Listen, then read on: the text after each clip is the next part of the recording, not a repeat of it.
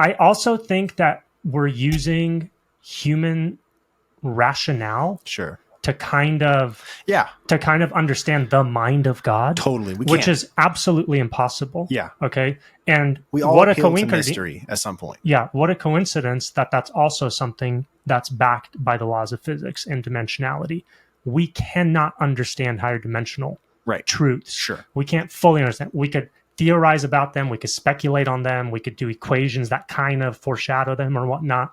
But in the same way, we can't do that because higher dimensions are beyond us and we could never actually pin them down. There's no way we're going to do it with God. Yeah. All I'm trying to do is use modern discoveries to be like, oh, that's interesting. That might be an explanation of how God did it. You see what I'm saying? So I think just like some people actually believe in evolution and the Big Bang and are still Christian. Yeah. Okay. Sure. Why do they do that? Nobody believed all of those things for the past 2,000, 3,000, 4,000 years. They always thought God just made it. Okay. But because of scientific discoveries, right, and advancements in academia, Christians are like, oh, well, if that's physically true, how can we understand the Bible and the truth of the gospel with these discoveries? And so they'll be like, oh, well, here's how the Big Bang, hold on, Dennis. Here's how the Big Bang happened. God spoke and bang, it happened. Okay. It's not that it came from nothing. It's not that it was just a ball of always eternally existing matter that was spinning. God created that matter, even if it was spinning for an inordinate amount of time. When it exploded, it was because God told it to explode. Sure. You know what I mean? So they fit God into their scenarios because that's what the Bible demands. Yeah. And in the same way, I'm trying to fit God into this concept of the multiverse, which is where physics is at right now. Mm-hmm. See what I'm saying? Mm-hmm. So I'm not defending it. I'm not saying I hold to this. I'm thinking out loud as you guys are asking me questions and trying to see if I have answers to your questions. You're also trying to connect, like, what are the things in commonality between modern day discoveries in physics and Christianity? Because they are discovering, and multiverse might not be true because it is just a theory. Yeah. Okay. But they are discovering truths of our physical reality, which are not debatable. Okay. Going into, hold on. Just stay there. Don't do anything. Don't move. Okay. Going into like the cellular, going into the anatomical. US cellular? Is that still around?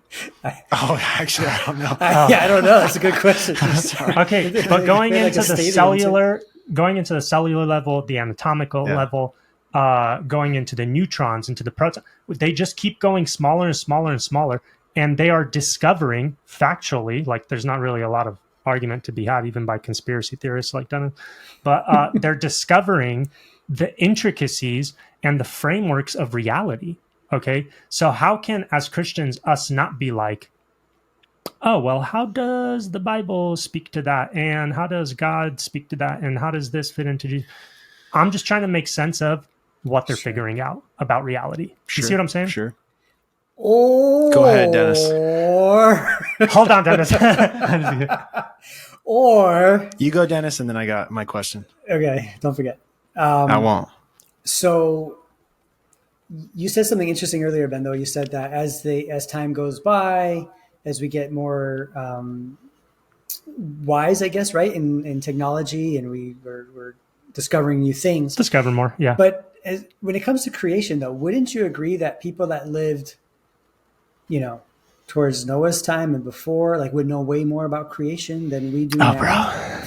Right? So you want to go deep. So to me, it's almost like as time goes by, we're getting more perverted and twisted in our mindset because Satan is the prince of this earth, right? And that I don't know, man. I disagree. If you think we're more twisted than the times of Noah, oh man, I got a bridge to sell you. Okay, well, let's talk about just I think Christ is king over this earth too. Just saying. Thank you for saying that. Our twisting of creation. Our twisting of creation, not twisting of everything, but our twisting of our concept of creation. Mm-hmm. Because in one sense, yes, because the biggest twisting of creation is probably the what's it called? The evolutionary theory, right?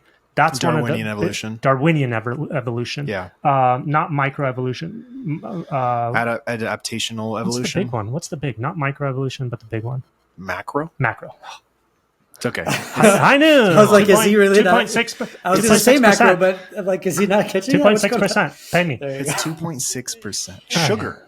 Oh, shoot, you're right. That's not even the alcohol content. There's not even alcohol.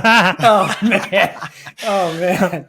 Hey, so yeah, they've twisted aspects of creation theoretically, but at the same time, they are making discoveries that are factual. You can look in a microscope and see that everything's made of little things called cells. Right. You can then break those things down even further. So they've quantified these things, and they're measurable, and they're here. There's no really, you can't really mess with them. Sure, you could theorize and screw around with where did that come from, but you can't deny that those things are there. You know what I mean? Okay. Right. Except they do. Oh, you want to go deep. Let me ask my question that gets back on track, and then I would actually love to go down how this connects to atheism and stuff, if you're willing. Absolutely. Only if you're willing. And able. Anyway, back to Molinism, determinism. I think this question kind of sums up how this affects free will and how this affects God causing history to happen regardless of our choices. Right. Let me ask you a question, okay? Me? Both of you. Okay. Would it have been possible for Judas not to betray Jesus? No, never. Ooh, he's so fast with his answer. No, bro. Hold because on. existence... Don't let him answer. Him? Yes, I asked both of you. Gosh, man. Him? Oh my God. Dennis, you matter, man. I just want you to know it's justifiable in these types of conversations. You have way more of a place here than I do. No, that's not true. Gosh, that's such a good question. Really? No, stop, Ben. Stop. You're leading because the witness. I've thought of this, and my you have instinct, okay. My instinct is to. I love you, Ben. My instinct is to say no as fast as Ben did, or faster. Oh man, just say it, bro.